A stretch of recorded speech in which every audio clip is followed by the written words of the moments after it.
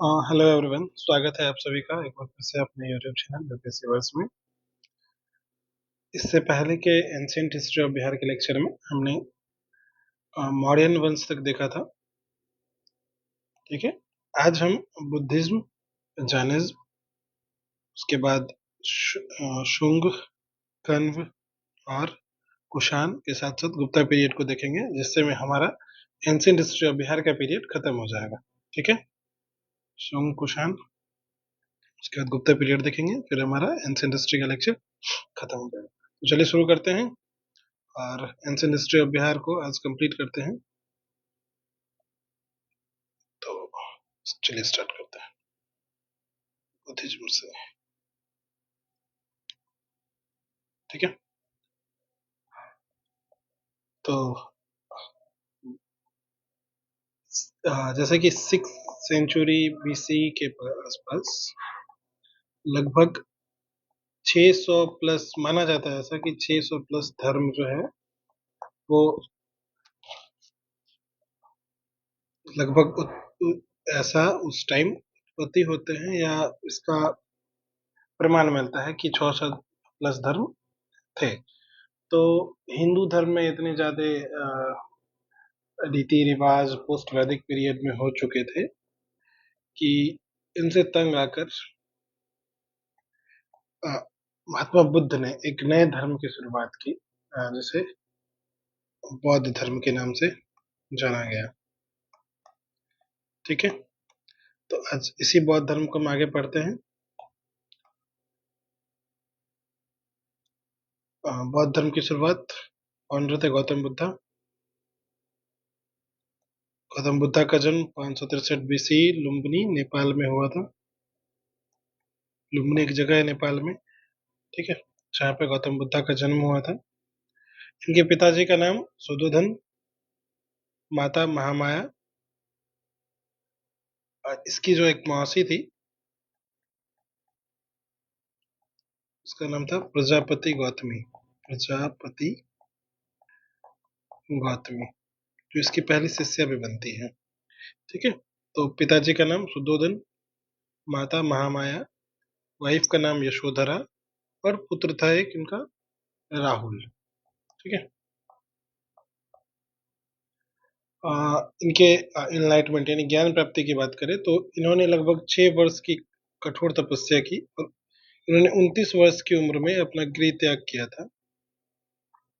29 वर्ष में गृह त्याग किया, 6 वर्ष की कठोर तपस्या के बाद इन्हें 35 वर्ष की एज में इनलाइटमेंट यानी ज्ञान की प्राप्ति हुई। जगह था बोध गया, निरंजना या फल्गु नदी के किनारे इन्हें पीपल वृक्ष के नीचे। तो ज्ञान प्राप्ति 29 + 6 35 वर्ष में फल्गु नदी के किनारे पीपल वृक्ष के नीचे इन्हें ज्ञान प्राप्ति हुई थी। ठीक है, इन्होंने 4 सत्य बताया। पहला, दुख। दुख है कि वर्ल्ड इज फुल ऑफ सोरो, संसार दुखों से भरा हुआ है। और डिजायर कॉजेज सोरो, मतलब है कि दुख का कारण क्या है, तो हमारी इच्छा, डिजायर्स जो है वो हमारी दुख का कारण है। तो इसका उपाय क्या है कि एंड ऑफ डिजायर इन सोरो, मतलब कि जितना कम हमारी इच्छा होंगे हमारे दुख उतने कम होंगे, तो हम कोशिश करेंगे कि डिजायर्स को कम करें। ठीक है, और वो कैसे होगा, तो उन्होंने अष्टांगिक मार्ग 8 फोल्ड पाथ बताया जिससे दुख का निवारण हो सकता है। तो अष्टांगिक मार्ग, desires, world is full of sorrow, desire causes sorrow, ends of desire in sorrow, 8 fold path remove sorrow। तो अष्टांगिक मार्ग याद रखिएगा, अष्टांगिक मार्ग ये है दुख के निवारण का मार्ग। ठीक है, तो वो अष्टांगिक मार्ग क्या क्या है? Right view, right aspiration, right speech, right action, right livelihood, right effort, right mindfulness, right concentration. ठीक है, तो ये 8 चीज हैं अष्टांगिक मार्ग, जिन्हें आप अप्रोच कर दुख का निवारण कर सकते हैं या फिर अपनी इच्छा को कंट्रोल कर सकते हैं। ठीक है, उनका जो सबसे इम्पोर्टेंट टीचिंग रहा है वो रहा है मध्यम मार्ग का। मध्यम मार्ग, कोई भी दो मैक्सिमम का जो एवरेज है, मैक्सिमम मैक्सिमम का जो एवरेज है वो है मिडिल पाथ, मध्यम मार्ग। उन्होंने अहिंसा पे जोर दिया, ठीक है, मोरल कंडक्ट और सेल्फ डिसिप्लिन पे की बात की उन्होंने, ठीक है। तो याद रखना है 3-4 पॉइंट बुद्धिज्म में कि उन्हें ज्ञान प्राप्ति कहाँ हुई, तो निरंजना नदी के किनारे पीपल वृक्ष के नीचे। उनका जो इम्पोर्टेंट वो था मिडिल पाथ टीचिंग, मध्यम मार्ग, और उन्होंने अष्टांगिक मार्ग दिया जो दुख का निवारण का है, ठीक है। चलिए, जैसा कि हमें पता है कि बौद्ध का जो जो महात्मा बुद्ध की मृत्यु होती है वो होते हैं 483 बीसीई में। इसके बाद टोटल 4 बुद्धिस्ट काउंसिल होते हैं। 563 बीसी में उनका जन्म हुआ है और 483 बीसी में उनकी उन्हें निर्वाण की प्राप्ति होती है। तो निर्वाण प्राप्ति होने के बाद 4 बुद्धिस्ट काउंसिल होते हैं, ठीक है। वो 4 बुद्धिस्ट काउंसिल है, पहला, दूसरा, तीसरा और चौथा। पहला बुद्धिस्ट काउंसिल महात्मा बुद्ध के निर्माण के बाद राजगीर में होता है, जैसे अभी राजगीर वर्तमान में जानते हैं हम लोग, राजगीर में होता है। इसकी अध्यक्षता महाकश्यप ने की थी और इस टाइम जो है सुत्त पिटक और विनय पिटक इसकी इसका कंपाइलेशन होता है। जैसे कि हम लोग को पता है बुद्ध धर्म में त्रिपिटक एक बहुत महत्वपूर्ण ग्रंथ है। त्रिपिटक त्रिपिटक में 3 पिटक हैं, जैसे सुत्त पिटक, विनय पिटक और अभिधम्म पिटक, ठीक है। तो सुत्त पिटक और विनय पिटक जो है, ये सुत्त पिटक और विनय पिटक, इन दोनों का कंपाइलेशन पहली बौद्ध संगीति में हुई थी, ठीक है। और दूसरी बौद्ध संगीति वैशाली में हुई थी। वैशाली में अध्यक्षता किए थे सवाकामी, और इसमें जो बौद्ध संघ है उसमें डिवीजन हुआ था। तो याद रखिएगा कि डिवीजन किस में हुआ था, तो बौद्ध संघ में पहली बार डिवीजन द्वितीय बौद्ध संगीति में हुआ था, जो कि वैशाली में हुआ था, ठीक है। और तीसरी बौद्ध संगीति पाटलिपुत्रा में हुआ, मोगलीपुत्र इसकी अध्यक्षता करते हैं। और इसमें जो लास्ट वाला है अभिधम्म पिटक, इसका कंपाइलेशन होता है। इस, ये किसके टाइम में हुआ था, तो अशोक के टाइम में, ठीक है। अब इसमें एक चीज हम और लिख देते हैं, पहला बौद्ध संगीति ये अजात शत्रु के टाइम में हुआ था, अजात शत्रु। दूसरी बौद्ध संगीति कालाशोक के टाइम में हुआ था, तीसरा अशोक के टाइम में, और चौथा कनिष्क के टाइम में, ठीक है। तो ये था। आप लोग को चिंता करने की जरूरत नहीं है, ये जितने भी नोट्स हैं ये आपको टेलीग्राम चैनल पे मिल जाएगा।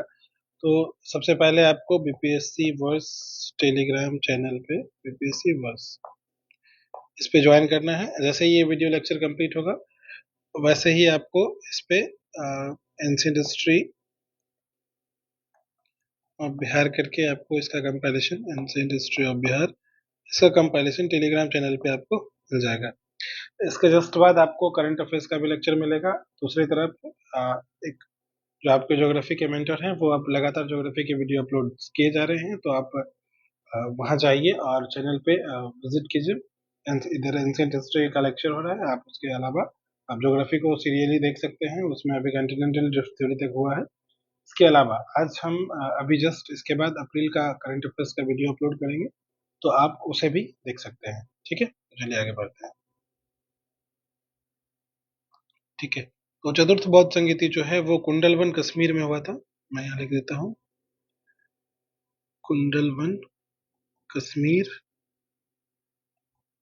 ये कनिष्क के टाइम में हुआ था। वसुमित्र इसकी अध्यक्षता करते हैं, और इसमें जो है बौद्ध धर्म 2 भागों में विभाजित हुआ था, हीनयान और महायान। तो यहाँ से जो है राइज ऑफ महायान, बुद्ध धर्म की एक महत्वपूर्ण शाखा, उसका उदय होता है। ठीक है, तो ये था बौद्ध संगीति, इसको ध्यान रखिएगा, बराबर इससे क्वेश्चन पूछा जाता है और हर साल लगभग एक प्रश्न यहाँ से रहते ही रहते हैं, तो एकदम से ध्यान रखना है। अब जो हमने बात किया त्रिपिटक और बुद्ध धर्म, सुत्त पिटक, विनय पिटक, अभिधम पिटक, इन दोनों का कंपाइलेशन फर्स्ट बौद्ध काउंसिल में, फर्स्ट बुद्धिस्ट काउंसिल। ठीक है, सुत्त पिटक में बुद्धाज का सेरेमन है। ठीक है, आनंद जो उनके favourite, one of the favourite students रहे हैं बुद्ध के, वो थे इनके कंपाइलर सुत्त पिटक के। और विनय पिटक जो उसमें जिसमें नियम लिखा हुआ है, जैसे विनय, देखिए विनय लिखा हुआ है ना, इसको आप नियम करिए, यहाँ से ये कर दीजिए तो विनियम है ना, तो नियम बुद्ध के धर्म के में जो संघ के जो नियम है वो विनय पिटक में है। इनके उपालि आनंद और उपालि इनके दो महत्वपूर्ण शिष्य थे। तो सुत्त पिटक का जो कंपाइलर है वो आनंद है और विनय पिटक के जो कंपाइलेशन करने वाले हैं वो उपालि है। ठीक है, और लास्ट जो है वो अभिधम्म पिटक है, ये बुद्ध के जो दर्शन है, फिलॉसफी है, वो इसमें लिखा हुआ है। और ये मोगलीपुत्तस जो थर्ड बुद्धिस्ट काउंसिल हुआ था, इसमें अभिधम्म पिटक की रचना हुई थी और इसमें इनके जो कंपाइलर है वो है मोगलीपुत्तस। ठीक है, तो हम लोगों ने त्रिपिटक भी देख लिया जो बुद्ध धर्म से रिलेटेड है। आप लोग कंफ्यूज नहीं कीजिएगा, क्वेश्चन बराबर एग्जाम में आते हैं, एक त्रिपिटक से और एक त्रिरत्न से। हम त्रिरत्न को आगे देखेंगे। त्रिरत्न जो है ये जैनिज्म से रिलेटेड है और त्रिपिटक बुद्ध से है, तो एकदम इसको ध्यान रखना है। त्रिपिटक बुद्ध धर्म से है और त्रिरत्न जो है वो जैन धर्म से है, जो हम इसके आगे देखेंगे। तो चलिए, जो सीक्रेट प्लेसेस हैं जो बुद्धिज्म से रिलेटेड वो देखिए। जैसे चैत्य, चैत्य जो है वो बौद्ध धर्म का एक तरह से टेम्पल है जहाँ पे पूजा किया जाता है। ये मेंस में हम लोग पढ़ते हैं, रेक्टेंगुलर शेप में होता है वगैरह। स्तूपा जो है, this is where relics of preserve, ऐसा माना जाता है कि अशोका ने 80,000 प्लस स्तूपा बना है, तो मेंस में हम लोग ऐसे करके ऐसा बनाते हैं। तो ये जब हम लोग मेंस का लेक्चर करेंगे तो उसको ऐसा देखें। ठीक है, और एक विहारा है जो रेसिडेंस ऑफ बुद्धिस्ट मॉन्क है। जब जैसे कि बरसात के टाइम में बुद्धिस्ट मॉन्क जब दक्षिणा के लिए इधर उधर घूमते थे, तो जो वर्षा रेनी सीजन होता था वहां पे बुद्धिस्ट मॉन्क रिसाइड करते थे। तो विहारा रिसाइडिंग प्लेस है, चैत्य प्लेस ऑफ वर्शिप है, और स्तूपा जहाँ बुद्ध का रिलिक्स रखा गया है। ठीक है, तो ये सब है। बिहार में हमारे पास जो स्तूप है, जैसे कि सबसे फेमस केसरिया, ध्यान रखिएगा। इंडिया लेवल पे सांची स्तूप सबसे फेमस है, भरहुत, ये सब आपको ध्यान रखना है। विश्व शांति स्तूप राजगीर,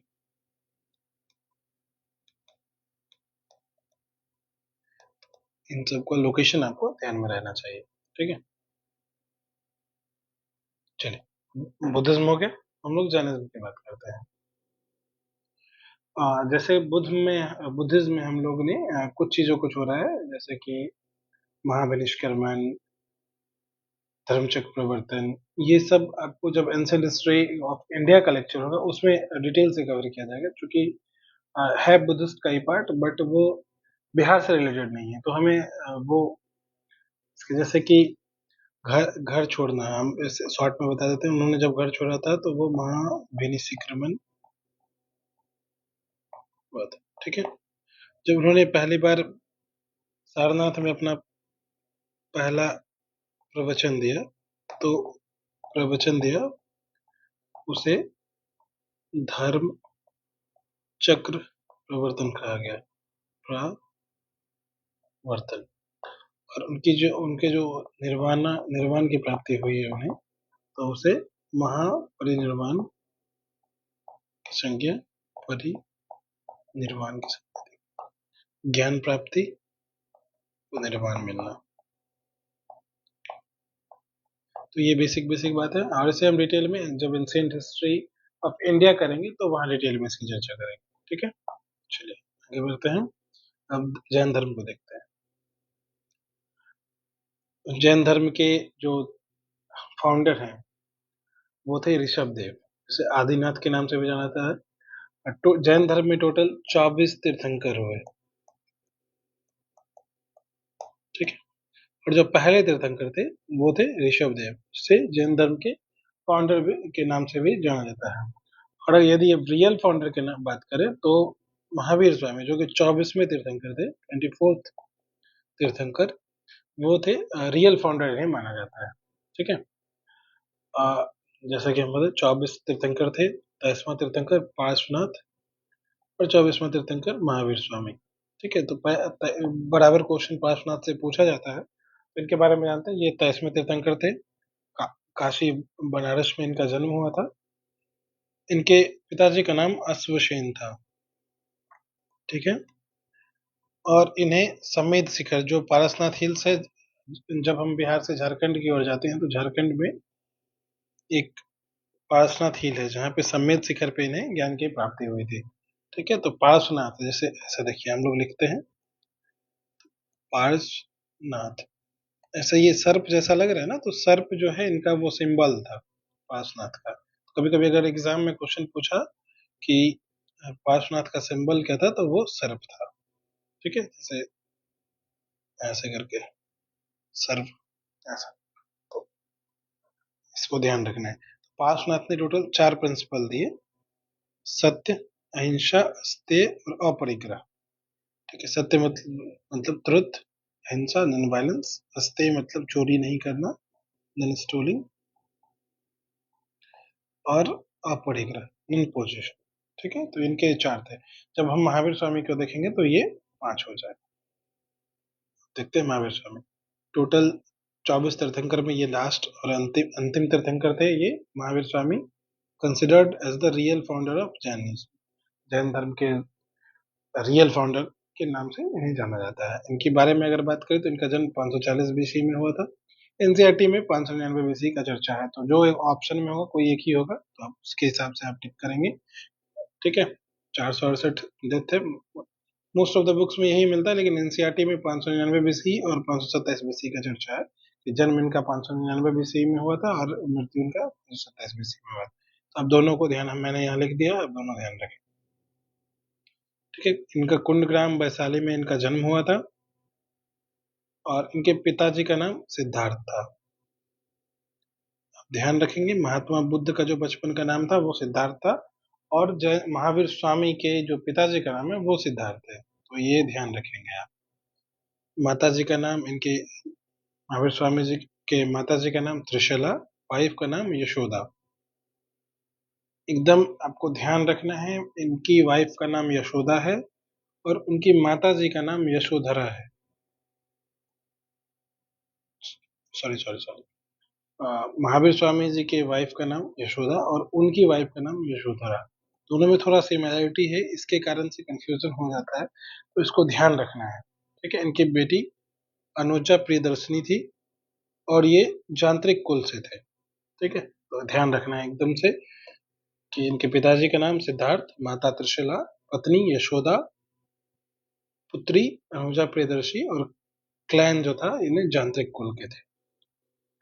अगर इनके ज्ञान प्राप्ति की बात करें तो इन्होंने 30 वर्ष की उम्र में अपना गृह त्याग किया था, जबकि महात्मा बुद्ध ने 29 वर्ष की उम्र में किया था। महात्मा बुद्ध को टोटल 6 वर्ष लगे थे और इन्हें जो है टोटल 12 वर्ष लगा। देख रहे हो, मल्टी 2 गुना टाइम। अटेन इन्होंने कैवल्य, जब इन्हें ज्ञान की प्राप्ति हुई तो ये कैवल्य कहलाए। महा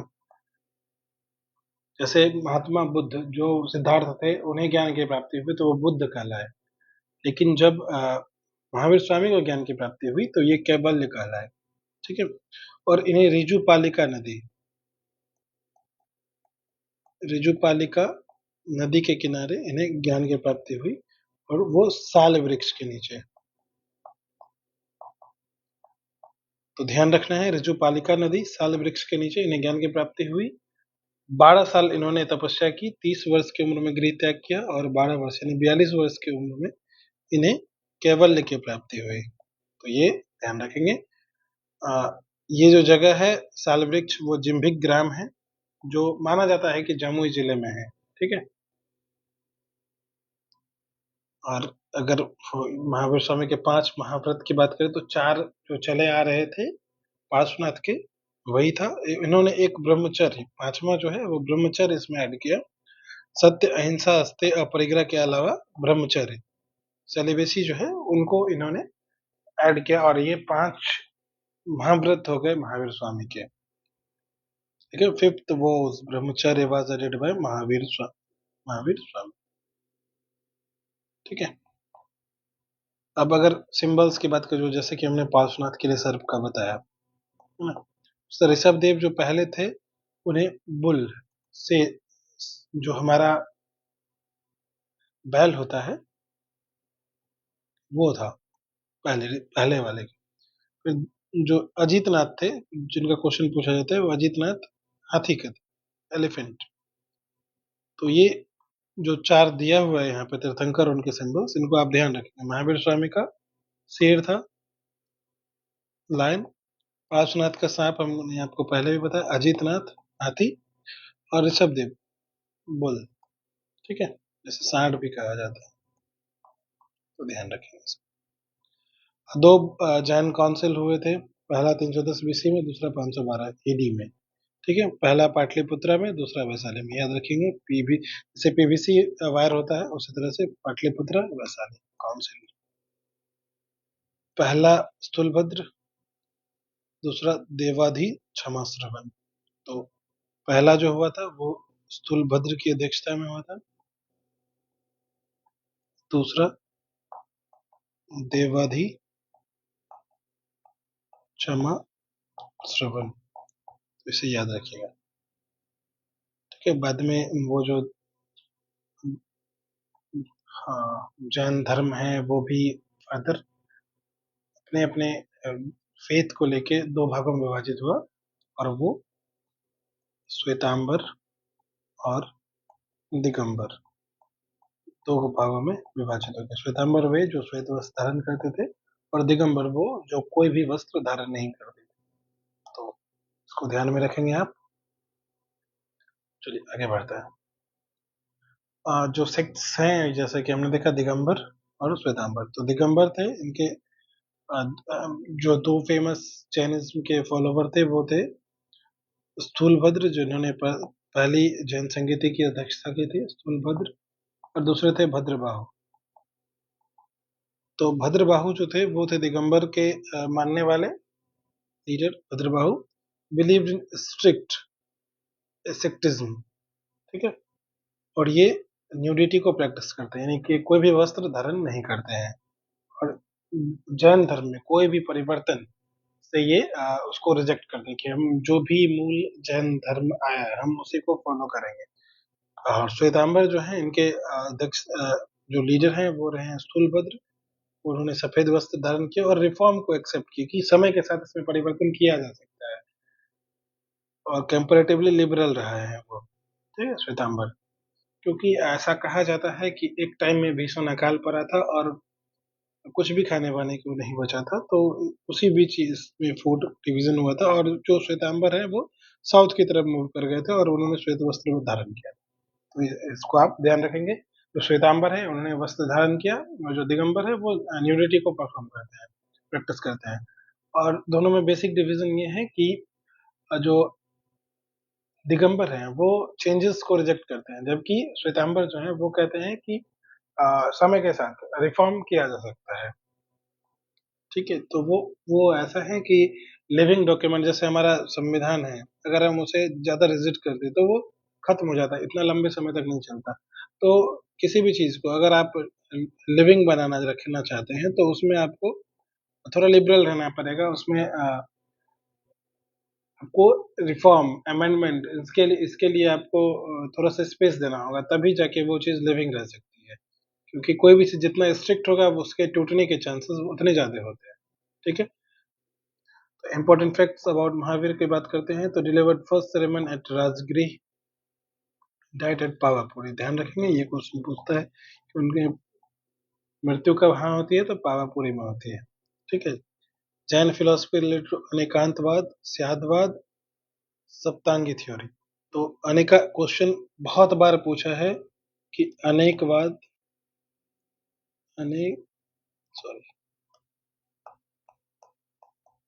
अनेकांतवाद और स्यादवाद ये किस धर्म से संबंधित है? तो आप याद रखेंगे ये जैन धर्म से संबंधित है। ठीक है, तो ये बौद्ध धर्म था, जैन धर्म था।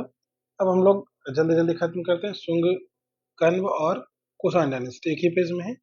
शुंग डायनेस्टी की स्थापना पुष्यमित्र शुंग करते हैं 185 बीसी में, और इन्होंने अंतिम जो मौर्यन शासक थे बृहद्रथ, उनकी हत्या करते हैं और मौर्य वंश के बाद शुंग वंश की स्थापना करते हैं। तो एग्जाम में क्वेश्चन आएगा कि शुंग वंश की स्थापना किसने करते किसने की? तो पुष्यमित्र शुंग ने की 185 बीसी में। किसकी हत्या करने के बाद? तो अंतिम मौर्य शासक बृहद्रथ की हत्या के बाद शुंग वंश की स्थापना हुई। ठीक है, पुष्यमित्र शुंग एक ब्राह्मण संप्रदाय से आते हैं। ठीक है, और वो टाइटल हेल्ड करते हैं सेनानी का। उन्होंने 2 अश्वमेध यज्ञ किए और उनके जो पुजारी थे वो थे पतंजलि। तो याद रखेंगे पतंजलि किसके समय में थे? तो पुष्यमित्र शुंग के थे। अश्वमेध यज्ञ क्या होता था कि जो भी शासक थे वो यज्ञ करते हुए घोड़ा को छोड़ देते थे, और वो घोड़ा जहां जहां जिस क्षेत्र से जाता था, गुजरता था, वो क्षेत्र उनके अंदर हो जाता था। अगर कोई उसको अपोज करता था तो जो शासक अपोज कर रहा है उन्हें यज्ञ करने वाले से युद्ध करना होता था। तो वो बोलते हैं, उसी को बोलते हैं अश्वमेध यज्ञ। ठीक है, और इसमें एक अग्निमित्र शासक थे जो पुष्यमित्र का पुत्र था। उन्होंने उनका उनकी जो चर्चा है वो मालविकाग्निमित्रम, ये कालिदास की रचना है। मालविकाग्निमित्रम, इसमें कालिदास अग्निमित्र की चर्चा करते हैं। मालविका और अग्निमित्र ये दोनों से मिलके अग्निमित्र प्लस मालविका, मालविका अग्निमित्रम, ये कालिदास की एक रचना है, उसमें इनकी चर्चा है, जो पुष्यमित्र शुंग का पुत्र है। ठीक है, तो इसको आप ध्यान रखें। अंतिम अगर शासक की बात करें तो देवभूति जो है वो अंतिम शासक है शुंग वंश के। क्वेश्चन पूछेगा शुंग वंश की स्थापना पुष्यमित्र शुंग, अंतिम शासक देवभूति। ठीक है, कण्व वंश की अगर बात करें तो कण्व वंश की स्थापना वसुमित्र ने की थी देवभूति को मरने के बाद। तो कण्व वंश का संस्थापक वसुमित्र। ठीक है, ध्यान रखेंगे। बीपीएससी ये सब क्वेश्चन बहुत बार पूछ चुका है। ये भी ब्राह्मण डायनेस्टी से आते थे। अंतिम उसके अगर शासक की बात करें तो सुशर्मा, सुशर्मा, ये सब ध्यान रखना है। स्थापना कण्व वंश की स्थापना वसुमित्र, और अंतिम शासक सुशर्मा, एकदम रट जाना है सबको। Defeated Vaishyamukh, founder of Satavahana. तो इससे सातवाहन वंश बाद में आते हैं, और सातवाहन वंश जो है इसके शासक हैं सिमुक। सिमुक ने सुशर्मा को हराया और सातवाहन वंश की स्थापना की। ठीक है, इसके बाद हम बात करते हैं कुषाण वंश का। कुषाण यहूदी ट्राइब्स हैं चाइना के। ठीक है, वहां से इनका बिलोंगिंग माना जाता है। अगर कुषाण वंश की स्थापना की बात करें तो कुजुल कडफिसेस, कुजुल कडफिसेस जो है वो कुषाण वंश की स्थापना करते हैं। इसके सबसे महान शासक जो है वो कनिष्क हैं, जो कि इन्होंने फोर्थ बुद्धिस्ट काउंसिल हेल्ड करवाया था। ठीक है, कैपिटल पुरस्पुर पेशावर था कुषाण के टाइम में। एग्जैक्टली कनिष्क के टाइम में जो कैपिटल था वो पुरस्पुर, पेशावर और मथुरा, 2 जगह इनका कैपिटल था। अगर कंट्रीब्यूशन की बात करें तो फोर्थ बुद्धिस्ट काउंसिल इनका कुंडलवन कश्मीर में हुआ था। लिटरेचर में इन्होंने अश्वघोष, अश्वघोष एक जैसे वसुमित्र के साथ में एक अश्वघोष भी थे। ठीक है, वसुमित्र और अश्वघोष बुद्धिस्ट का ये ऑथर थे। बुद्ध चरित्र की रचना अश्वघोष ने की थी। तो याद रखेंगे, क्वेश्चन एग्जाम में कई बार आ चुका है। बुद्ध चरित्र की रचना किसने की? तो अश्वघोष ने की। बुद्ध चरित्र की रचना किसने की? अश्वघोष ने की। और कनिष्क के टाइम में जो कुषाण वंश में गांधार कला और मथुरा कला ये दोनों बहुत ही फला फूला। तो ये ध्यान रखें, गांधार कला और मथुरा कला का संबंध जो है वो कनिष्क के टाइम से है। और सिल्क रूट सबसे फेमस है, वो कुषाण वंश, इन पे इनका अधिकार होता था। और इन्होंने ही 78 एडी में शक एरा की शुरुआत की थी, शक संवत। ठीक है, तो याद रखेंगे इसको आप। 78 एडी में शक संवत की शुरुआत हुई थी। अब लास्ट हमारा है गुप्ता पीरियड, इसके बाद खत्म, एंशिएंट हिस्ट्री हमारा खत्म हो जाएगा। गुप्त वंश की स्थापना की बात करें तो इसके जो स्थापना है उन्होंने श्री गुप्त। देखिए, अगर आपको याद नहीं आ रहा है तो मान लीजिए गुप्त वंश है, किसने स्थापना की, तो गुप्त तो है, अब कुछ नहीं आ रहा है, हम लोग क्या करते हैं, नाम से पहले श्री लगाते हैं। तो श्री गुप्त ने गुप्त वंश की स्थापना की। ठीक है, 240 एडी के 240 ईस्वी में। ठीक है, उसके बाद आते हैं चंद्रगुप्त प्रथम। चंद्रगुप्त प्रथम जो उसे रियल फाउंडर माना जाता है गुप्ता एम्पायर का, श्रीगुप्त जैसा कि हम बताए, नाम नहीं याद आ रहा, श्रीगुप्त। तो उसके बाद चंद्रगुप्त प्रथम जो आते हैं 320 ईस्वी में, इन्हें रियल फाउंडर माना जाता है। और इन्होंने लिच्छवी प्रिंसेस कुमारा देवी से सॉरी कुमारा देवी से इन्होंने विवाह किया था, जो लिच्छवी की प्रिंसेस थे। और महाराजा धीराज का टाइटल इन्होंने ग्रहण किया था। तो याद रखेंगे, रियल फाउंडर कौन से हैं, चंद्रगुप्त प्रथम। 320 ईस्वी में इन्होंने गुप्त एरा की भी शुरुआत की, और लिच्छवी प्रिंसेस कुमारा देवी से इन्होंने शादी किया। उसके बाद आते हैं समुद्रगुप्त। इन्हें Napoleon of India, V A Smith जो है, इन्हें नेपोलियन ऑफ इंडिया की संज्ञा दी। बहुत बार क्वेश्चन पूछा गया है कि नेपोलियन ऑफ इंडिया की संज्ञा किसने दी और किसे दी, तो वी ए स्मिथ ने समुद्रगुप्त को नेपोलियन ऑफ इंडिया की संज्ञा दी। इन्हें कविराज, अपरितहत और पराक्रमनक, इन सब नामों से भी जाना जाता है। इन्होंने एक सिक्का चलाया जिसके सिक्के के पीछे बीना बजाते हुए दिखाया गया, तो ये भी ध्यान रखेंगे। ठीक है, इनके टाइम में ही एक हरिसेन है जिन्होंने प्रयाग प्रशस्ति की रचना की। तो क्वेश्चन बहुत बार एग्जाम में आता है, प्रयाग प्रशस्ति की रचना किसने की, तो हरिसेन ने की। ठीक है, अगर समुद्रगुप्त के अचीवमेंट्स की बात करें तो उत्तर पथ के और दक्षिण पथ के जो राजा हैं उन्हें हराया। ठीक है, और अश्वमेध यज्ञ इन्होंने भी किया, और बिना प्लेयर डिपिक्टेड ऑन कॉइन, जो अभी हमने आपको बताया कि बिना बजाते हुए एक जो है वो कॉइन पे दर्शाया गया है, तो ये ध्यान रखेंगे। उसके बाद चंद्रगुप्त द्वितीय आते हैं। ठीक है, इन्होंने शक को हराया और विक्रमादित्य का टाइटल लिया। तो एकदम याद रखना, ये विक्रमादित्य का टाइटल किसने लिया, तो चंद्रगुप्त द्वितीय ने लिया। इन्हीं के टाइम में फाहियान जो है वो फाहियान वो चंद्रगुप्त द्वितीय के टाइम में आते हैं। चाइनीज ट्रेवलर हैं फाहियान, चंद्रगुप्त द्वितीय के टाइम में आते हैं। इनके चंद्रगुप्त द्वितीय के टाइम में नवरत्न होते थे, 9 जेम्स, कालिदास, धन्वंतरी, अमर सिंह, वारामिहिर, शंकु, पिताल भट्ट, घटपर्णक, शपनक और वररुचि। ये 9 जेम्स थे, आपको याद रखना है। क्वेश्चन में पूछेगा कि कौन से इनमें से नहीं है, कौन से है, तो आप इसे याद कर लेंगे, नोट्स हम टेलीग्राम ग्रुप में डाल देंगे, आप इसको रट जाना है। ठीक है, चंद्रगुप्त द्वितीय के बाद आते हैं कुमारगुप्त प्रथम। कुमारगुप्त ने ही नालंदा यूनिवर्सिटी की स्थापना की। तो याद रखेंगे, नालंदा यूनिवर्सिटी की स्थापना किसने की, कुमारगुप्त प्रथम ने की। और वर्तमान में जो नालंदा यूनिवर्सिटी अभी नव नालंदा महाविहार बना है, वो Nalanda university act 2010, Nalanda university act 2010 के अंतर्गत बना है। और इसके जो अभी चांसलर बने हैं वो अरविंद पनगरिया हैं, अरविंद पनगरिया हैं, जो कि 16th फाइनेंस कमीशन के भी हेड हैं। तो इसको याद रखेंगे। ठीक है, चलिए आगे बढ़ते हैं। कुमारगुप्त प्रथम के बाद आते हैं स्कंदगुप्त। स्कंदगुप्त ने हून को हराया, और इनके बारे में जूनागढ़ इंस्क्रिप्शन में लिखा हुआ है। इन्होंने सुदर्शन लेक का पुनरुद्धार किया, और सकर आदित्य चूंकि इन्होंने हून को पराजित किया तो इन्होंने शकरादित्य का टाइटल लिया। ठीक है, आगे बढ़ते हैं। अंतिम शासक की बात करें जो कि गुप्त वंश में है तो वो है विष्णुगुप्त। याद रखेंगे, अंतिम शासक विष्णुगुप्त।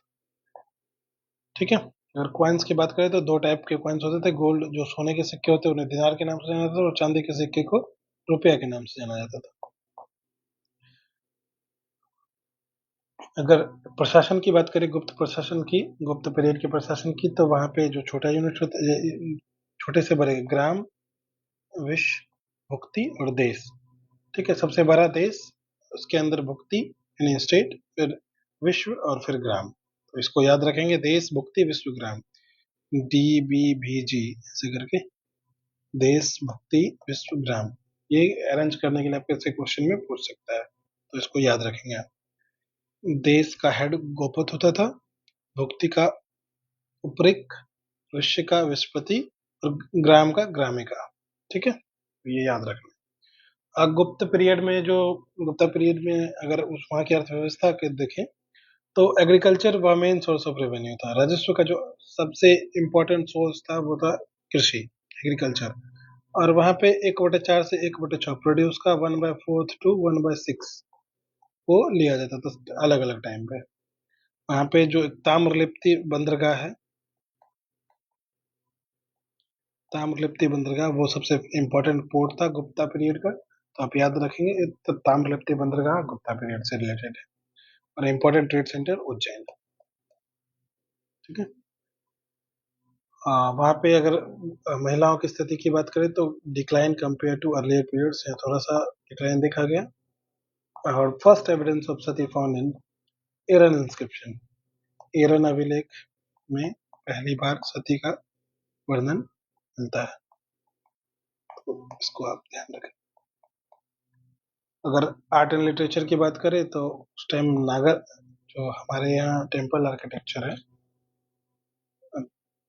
वहाँ पे केव मिलता है, विहारा मिलता है, और टेम्पल में नागरा स्टाइल जो है वो गुप्ता पीरियड में देखने को। लिटरेचर में अगर बात करें तो कालिदास जो कि चंद्रगुप्त द्वितीय के टाइम में थे, उन्होंने अभिज्ञान शकुंतलम, मेघदूतम इनकी रचना की। तो याद रखिएगा, मेघदूतम, अभिज्ञान शकुंतलम, ये सब कालिदास की रचना है। पंचतंत्र लिखते हैं विष्णु शर्मा। आर्यभट्ट आर्यभट्टम लिखते हैं। ठीक है, मृच्छकटिकम शूद्रक लिखते हैं। कामसूत्र वात्स्यायन लिखते हैं।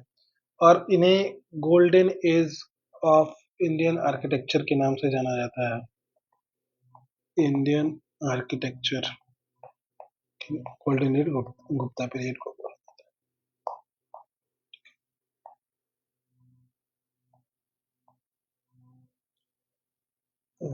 वी स्मिथ जो है गुप्ता को गोल्डन एज ऑफ इंडिया। इसके बाद पाला डायनेस्टी आते हैं, गोपाल इसको फाउंड करते हैं 750 AD में। और ये क्वेश्चन बहुत बार पूछा है, ओदंतपुरी विश्वविद्यालय की स्थापना किसने की? तो ओदंतपुरी गोपाल। ठीक है, धर्म विक्रमशिला,